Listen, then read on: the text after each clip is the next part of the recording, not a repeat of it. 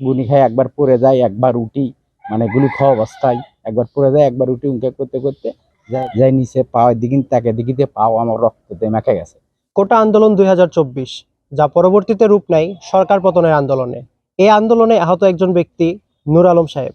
দর্শক, কথা বলবো নূর আলম হোসেনের সাথে, যিনি কোটা আন্দোলনে আহত হয়ে বর্তমানে মানবেতর জীবন যাপন করছেন। নূর আলম ভাই, আপনি আহত হয়েছিলেন কবে? আমি আহত হয়েছি 5 তারিখে। কিভাবে আহত হয়েছিলেন? 5 তারিখে আমি আহত হয়েছি।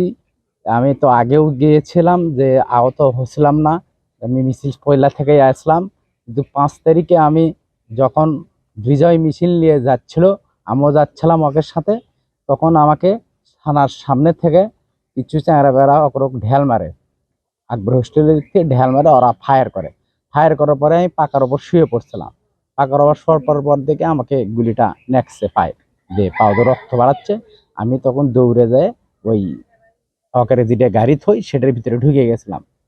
ঢুকে যায় ওই দিক দিয়ে আমাকে গুলি খাই, একবার পড়ে যায়, একবার উঠি, মানে গুলি খাওয়া অবস্থায় একবার পড়ে যায়, একবার উঠি, উঁকে করতে করতে যাই দেখতে একটা চিপে, ওই চিপে দিয়ে আমি নিউ মার্কেটের এক পাঁচি আছে, ওই পাঁচি দিয়ে ভরে ছাদের উপর দিয়ে নামে আমি দেখি যে একটা নোয়ার হলো সিঁড়ি আছে, ওই সিঁড়ি দিয়ে হাঙ্কুর পাড়া হাঙ্কুরে গুলি অবস্থা নামে যাই নিচে পাওয়ার দিকিন তাকে দিকিতে পাও আমার রক্ততে মেখে গেছে। তখন আমার গাঁৱতে একটা গেঞ্জি আসলো, ওই গেঞ্জিটা দিয়ে আমি ওখানে গিরো দিই। কাটলতলা থেকে বড় গলা পর্যন্ত এই পায়ে একবার উঠি, একবার যাই, এত লোক, আমাকে কেউ ধরলো না।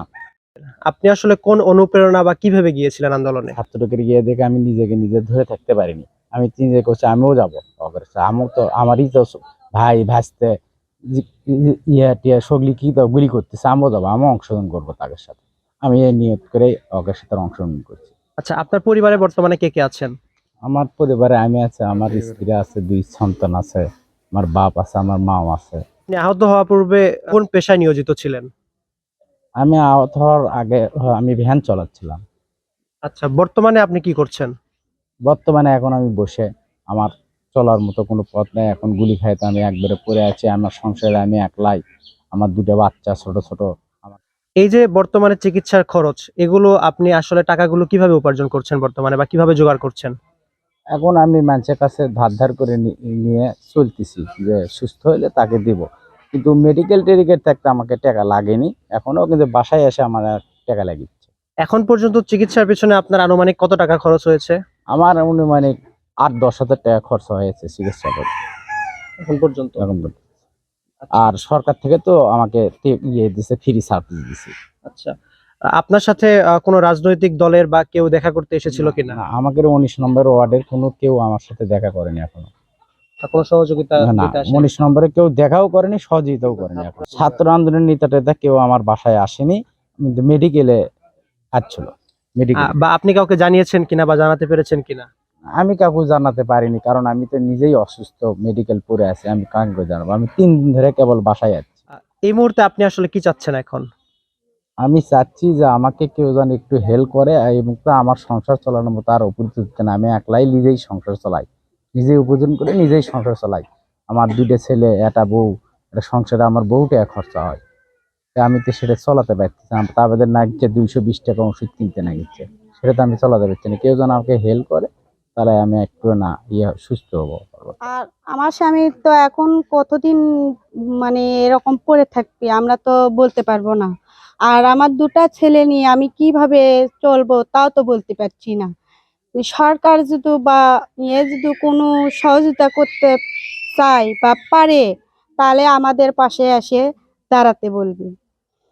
আমার স্বামী গেছে, আমার স্বামী যে তাদের পাশে দাঁড়াচ্ছে, আমরা এটাই বড় করি যে তাদের পাশে থেকে যে আমার স্বামী যে রক্ত ঝরাচ্ছে, আমরা এই দেশটা যে স্বাধীন করছে, এটাই বড় খুব ভালো লাগিচ্ছে।